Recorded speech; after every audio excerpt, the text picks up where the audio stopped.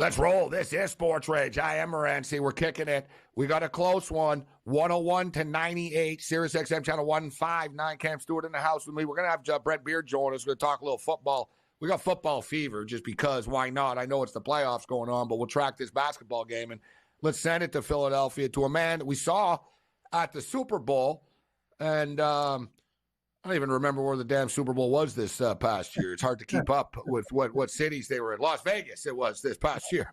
Like, was it Phoenix or Las Vegas? But good to see you again, Philly Godfather. We saw you at the Super Bowl. I wanted to do a hit with you. The timing didn't work out. It's too bad because I know you didn't do any hits at all when you were there that week. But all kidding aside, you were on fire. You were on every show all week. But good to catch up with you. How you doing tonight? Good, man. Great meeting you. Hung out with some old friends like my buddy Crack. Got to talk to Mr. Walters for a couple minutes. And it was a magical week. It was a great game to watch, and we made a ton of money. I mean, it was just one of those weeks that everything went right. All right, so let's get to tonight's game right now. What do you think about this Sixers and Knicks game? Are we going to go 7? Can the Sixers, these games are always coming down to the final play almost, so I sort of expected this game to as well. I'm on the Sixers on the money line. I played one of these odds boosts with the Pacers and the Sixers at plus 260. But I played the over 207.5 in game. That was sort of my bigger play that I was looking to cash. We're going to hit that, but what do you think happens? How do you think this game ends? Man, it's going to come down to the wire. I just don't know if the Sixers got that grit in them. And if it does go 7, goes to Madison Square Garden, I don't think they can go up there and win Game 7. I think this is the Knicks series to win, even if they lose tonight. It's been a great series. I mean, but, Embiid's got the Bell's palsy, and Maxey, how many times can he shoot lights out like he did last game? So it's going to be a tough road for the Sixers in this series. It's unbelievable. Embiid is like an unlikable player, but he's a likable person, right? You know what I mean? Like him on the court, he's annoying. He's like LeBron, right? He cries about everything. He's dirty himself, but he complains about everything. He bitches to the refs about everything. He over-exaggerates injuries all the time, and it's almost like the little boy that cried wolf, where now the poor bastard really is hurt, Godfather. You know what I mean? Like his eyes are twitching, his face is twitching at the free throw line, and Charles Oakley's like, oh, he needs to stop complaining. It's like, bro, this guy should be in an emergency room, let alone on a basketball court right now. I'll give Embiid credit. He's been playing great basketball in this series against a lot of pain, bro, guys. Yeah, he's a big, tough, strong guy, and he's playing gritty. I mean, not many guys will be playing right now with what he has, with the condition that he has. But he's always on the floor. He's always flopping. And even though his numbers are very close to Jokic, you see the different style of play on the basketball court. One's more of a lazy style of basketball. Jokic, more a better basketball IQ. And I don't think the Sixers can win it all with Embiid on the court, man. I just don't think he's the guy for this city. Take us there. You know, I've talked about the Sixers over the years. Sixer fan used to blame Bruce Brown all the time. Then it was Doc Rivers' fault all the time.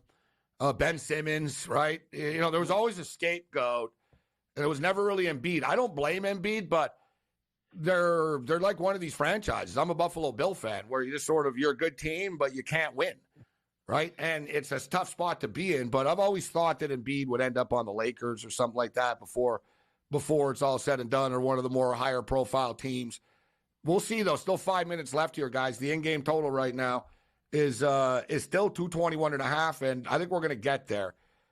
So as far as tomorrow's games, Philly Godfather, Orlando Magic are getting 4 against the Cavaliers, and the Clippers are getting 8 against the Mavs. The Mavs have been a weird team, man. They look like contenders one night, and then the next night they suck. But when they put it together, they're a tough team to deal with. What do you think about tomorrow night's games? Yeah, the Magic laying 4 at home. They're, 29-12 this season at home. They play really tough. I think they win that game, and I think they're actually the better team. I think they go on to win this series. They're a very young team, but you see the difference between them in games 1 and 2 and games 3, 4, and 5. They've really gotten better. They've gotten more cohesive as a basketball team. They're starting to get really comfortable, and they have the best player in the series in Banchero. So he's been playing lights out. I think they take the series. What about that total, guys? 199. 199 in that Orlando-Cleveland game. Hey, that's low flow. I love betting overs, and even I'm not betting these, Cam. I'm like, no, they're like, they're getting in the 90s, bro, these guys. Hold on. You're reeling me in, Godfather. I'm a big fish. You got me. Yeah, but you know what, Cam? Tonight, and Philly Godfather, know this. Look at tonight, guys. This number tonight, everyone, the so-called sharps, Godfather, hammered the under this Knick game tonight in the Sixers, and it went over. It went over the original number that the book set. Yeah, there was some movement. I seen it go up to as high as 203 and then come back down again. So there was some opposition. Sometimes the sharps on both, different sides of the game. So depending who they are and who they're betting with, what the outfit is. But there was some opposition on this total tonight. So the T-Wolves and the Nuggets, big-time series, a fun series. They played last year. Yeah. How do you think this plays out? Are you tempted? Interesting that the Nuggets are only laying 4 points. It's almost telling that the odds makers know this T-Wolves team is going to be able to play with the Nuggets. Yeah, I mean, they're coming off that sweep with the Suns, while the Nuggets, I mean, the Lakers gave them a run for the money. They were up and they were down in every first half of the game in that series.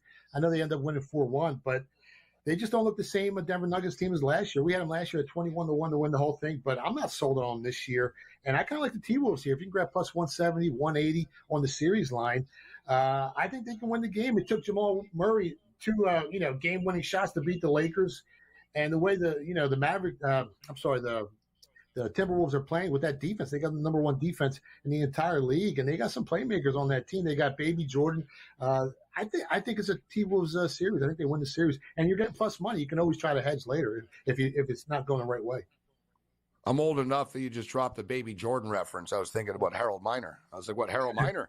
But I know what you're talking about with Anthony Edwards. Hey, remember Harold Miner came USC. I love Harold Miner. Baby Jordan, that was his nickname. Yeah. Because he looked like him.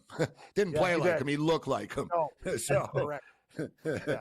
But we were talking about it last night, Philly Godfather, about the T-Wolves plus 1.5 in the series handicap. It's minus 140, but they hung with them last year, right? And you talk about, I think the Nuggets are like that champion. They're like a wrestler now, where it's like Hulk Hogan or something. They need to get the crowd in the last 2 minutes to get into it. Oh, we're going to magically come back. It's a dangerous way to live. It's a dangerous way to live. Like you said, the Lakers led 82% of the time in that series, as far as minutes played. The Nuggets keep escaping late, Cam. It's a dangerous way to live against the T-Wolves, I'll tell you. All work against Minnesota.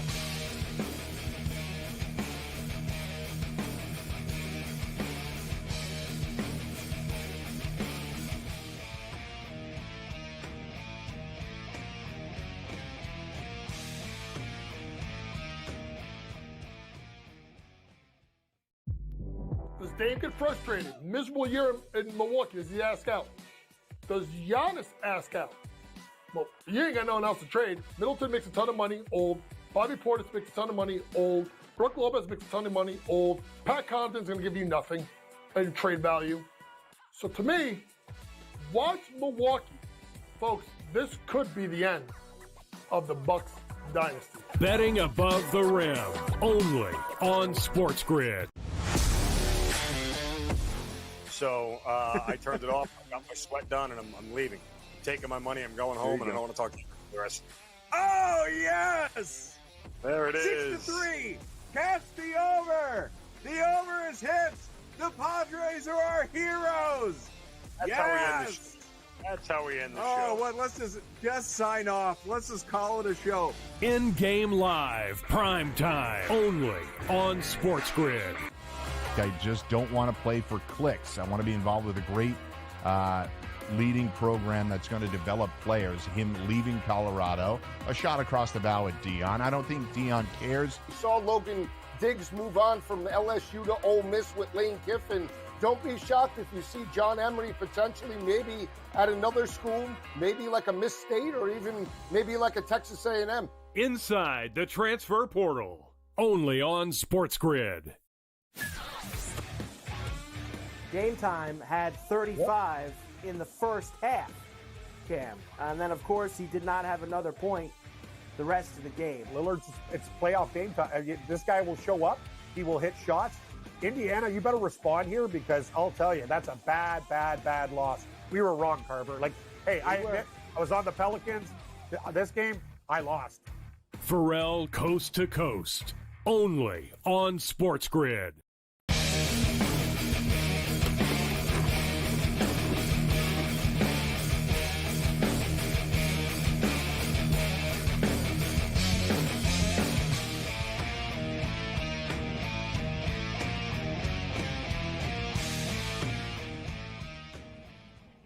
Well, the Sixers have their backs against the wall right now, 107-99, 3:13 left in the basketball game.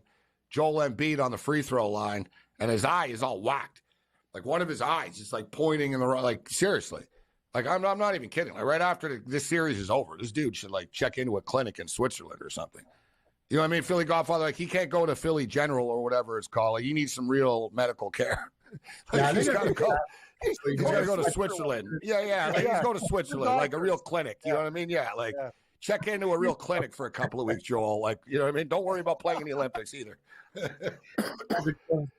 Philly's a big city. It's a beautiful city. Has some rough parts like any other city, but it's really nice. So 107, 101 right now. We did jump in on that over. I ended up getting 220.5. So we got a quick 5-minute segment here, Philly Godfather. We talked a little baseball earlier, and we had a guest on who was talking about liking this Phillies team and liking their lineup. They're laying 50 cents tomorrow with Nola on the hill against Hicks and the San Francisco Giants. The Oakland Athletics have been not that surprisingly. Me and Cam talked about them coming into the year saying, you know what? They could be a scrappy team just because of the price they get on a daily basis.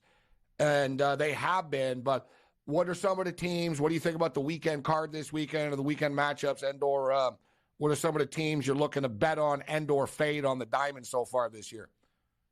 Kansas City Royals is 60-1. I mean, they got the best run differential in baseball, and they've allowed the least amount of runs in the entire league. So they got some young arms on that team. If they can hold up, maybe like a little lottery ticket. But I bet the Yankees before the season started at 13-1. I know they came in last year fourth in their division, but they're loaded this year. And when they picked up Soto, it seems like that put it all together. They got the complete team hitting, bullpen, pitching, and no one's even talking about when Garrett Cole comes back. I mean, this team's a monster. And Tampa Bay fell off. Obviously, lost some players, offense, pitching. The Orioles are going to be there, but I think they're the team to beat this year. Dodgers are stacked. The Phillies that Philly team is really good, and they're starting off hot this year. Usually they start off real slow, but their bullpen is a big problem. And I know lately a lot of the games have been going under, but that's because of the park factors about the home run favorability index. It's been low, so you've been seeing a lot of unders in these Phillies games, in their games. And the Phillies, they're not a young team either, right? So you have to wonder about injury as the season goes on. As we saw already, Harper gets hurt early, now on the paternity stuff, and you got to deal with the Atlanta Braves as well. But Cam, the Phillies and the Giants tomorrow, like I said, it's always that dreaded first game back. How do you feel about that, Philly Godfather? We have the debate all the time.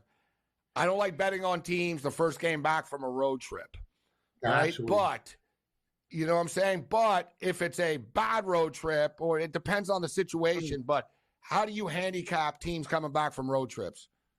It depends. You can't paint everything with a broad brush. You got to look at the park factors, the expected runs with these pitchers. You got to look at, the weather is big. But, yeah, I tend to stay off those teams. I bet a lot of overnight totals so far. I bet a lot of totals in Major League Baseball. I bet the under 7.5 in the Cubs already. I bet the under 8.5 in the Twins. And I bet the over 9 in the Reds game. And that's my niche. I know what my limitations are. I'm really good at baseball totals, so I tend to stick to them more than anything. I've been betting some unders this week as well. It seems like the scoring has slowed down a little bit, hasn't it? There's been the Mariners are a good example. I was betting those Mariner-Brave games to go under all week. Yeah, and the opposite happened to us. We were betting the overs in the Orioles games because of the weather, and they were staying under. And then today the game went over, and we ended up pushing. We went under 9. The game ended up pushing. But, yeah, to me, the totals are based mostly on weather, man. Weather is big. It impacts the ball flight so much. So if you really know how to dictate the weather, you really know how to handicap, and you can make some money betting baseball totals. It was weird, though, and Cam, you see this with the Blue Jays. The Blue Jays, for years, was one of the most offensive parks in the league, okay? Yep. They moved the fences in, which people were baffled by, and they did it so they could squeeze more seats in there. So they moved the seats in. It's like you guys are just helping your opponents. You guys already hit a bunch of home runs here. And since they moved the fences in, the Blue Jays hit like 220 at home. Like they can't hit the ball at home. Like they got worse somehow, Cam, with the fences coming in. And the Jays are a big under team, too, because it's insane. Vladimir Guerrero can't hit a home run at home. No, I hate to say it, Morency. They should have got rid of him when teams were offering big packages for him. I'll tell you one thing, buddy. the Pittsburgh Pirates are laying 90 cents. I wouldn't lay 90 cents with your money. I don't care if it's against Colorado. That team is an absolute train wreck. They've been horrible, Gabe. They can even I mean, my money. You couldn't have used someone else as an example. Oh, yeah, sorry. Philly Godfather's money. I don't know. Sorry. Oh, not him. Pirates should be minus 190. So you telling me you won't bet them with counterfeit money? Is that what you're telling me? Yeah, that's better. Canadian money. Counterfeit Hey, money. find the Philly Godfather online. Thanks, Philly Godfather. Great stuff. Thanks, Godfather.